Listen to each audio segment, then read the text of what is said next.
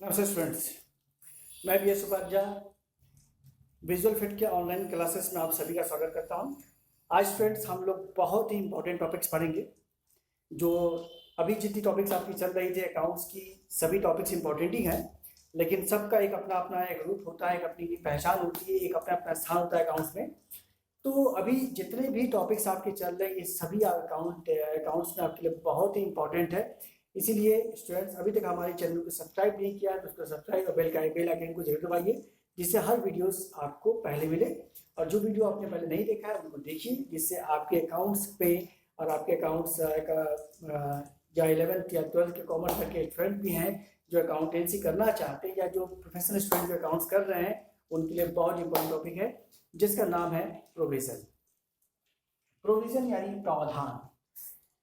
तो कुछ ऐसे हमारे एक्सपेंसेस होते हैं जो एक्सपेंसेस तत्काल नहीं होते।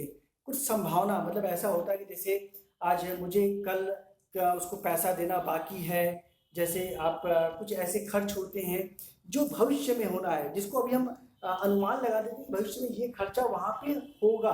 तो जो कंफर्म नहीं है लेकिन संभावना बनता है कि ये खर्चा वहाँ पे होगा। ऐसे खर्चों को जो हम भविष्य पहले ही मेंटेन करते हैं, यानी भविष्य में हुआ होने वाला है लेकिन उसका प्रावधान पहले तैयार कर लेते हैं, उस प्रावधान को हम प्रोविजन कहते हैं। तो ये प्रोविजन दो तरीके से तैयार की जाती है, दो तरीके से प्रोविजन होते हैं जो भविष्य में हमारे खर्चे होते हैं। जैसे एक आपका होता है लाइबिलिटी, यानी जैसे सपोज कीजिए कि आप कोई लीगल क्लेम किए हैं वकील द्वारा, आपका कोई केस चल रहा है। तो वकील ने कहा कि देखिए अगला जो केस आपने जो केस चल रहा है वो अगले साल ये केस आप हार जाएंगे। आपके हारने में इतना ज़्यादा, इसमें इतना, यानी मान लीजिए 50,000 आपका नुकसान हो जाएगा। तो आपको पता है कि ये जो केस है मैं अगले साल हार जाऊंगा और उस हारने में मुझे 50,000 नुकसान होगा। तो उसकी जो 50,000 नुकसान होने वाली है उसकी एंट्री हम तत्काल करेंगे कि भाई अगले साल मुझे इस डिपार्टमेंट में इस लीगल चीज़ में इतना इतना क्या हुआ, नुकसान होने वाला। उस नुकसान को हम कहते हैं प्रोविजन। तो उसको हम दिखाते हैं लीगल क्लेम, यानी वो किस में आता है, हमारा लाइबिलिटी में आता है। जो हमारा लाइबिलिटी ग्रुप में भाई हम होता नहीं, भाई हमारी लाइबिलिटी बन गई है। अब हमारे पास भाई भविष्य में इतना खर्च यानी इस चीज़ पे होने वाला लाइबिलिटीज बन गई कि मुझे वकील को यानी कंपनी का जो भी केस है उसके क्लेम में मुझे 50,000 वहां पे देना पड़ेगा। सेकंड एसेट्स होता है।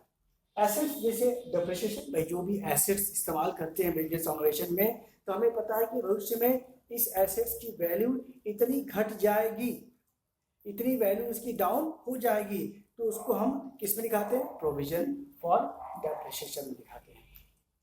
जैसे फॉर डाउटफुल डेबिटर्स, यानी जैसे सपोज कीजिए कि 10 पार्टी को आपने माल बेचा और 10 पार्टी में आपने मान के चलिए कि जिसमें से आपने सोचा कि 10 पार्टी में 8 पार्टी ऐसे जो हमारे पैसा दे देते हैं, लेकिन उसमें 2 पार्टी ऐसा है जो पैसा नहीं दे सकता है या नहीं देगा या वो भाग जाएगा, ऐसा कुछ होता है जिसको हम बोलते हैं डाउटफुल डेबिटर्स, यानी बैड डेब्ट्स, जो पैसे हमारे डूब जाते हैं। तो जो अभी हुआ नहीं, यानी संभावना हो, हम संभावना लगा सकती कि ऐसा हो सकता है, उनको हम कहाँ दिखाते हैं, प्रोविजन फॉर डाउटफुल डेब्टर्स कहते हैं। या कुछ ऐसे पार्टी होते हैं, मान लीजिए कि जो 8 पार्टी आपने पैसा दिया उनका राउंड फिगर मान लीजिए पैसा हुआ आपका 50,600, तो उसने 50,600 के बजाय केवल आपको 50,000 का चेक बना के दे दिया। 600 कहाँ गया आपका।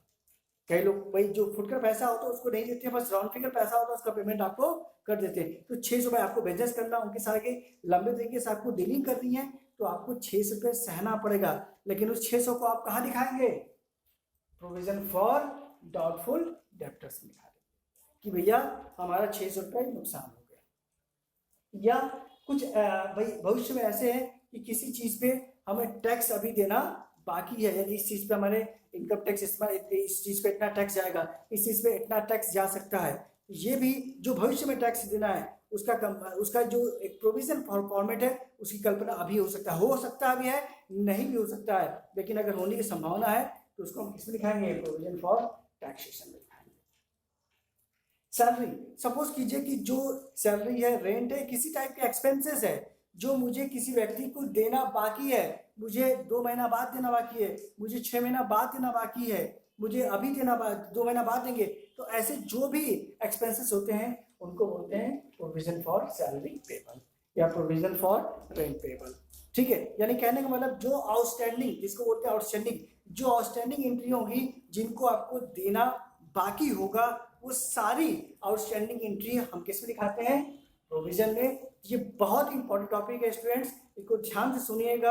अगर इसमें समझ में आपको नहीं आया तो इसका डिस्कशन में इसका क्या नाम है, इंट्रोडक्शन भी मैं लिंक पे भेज दूंगा।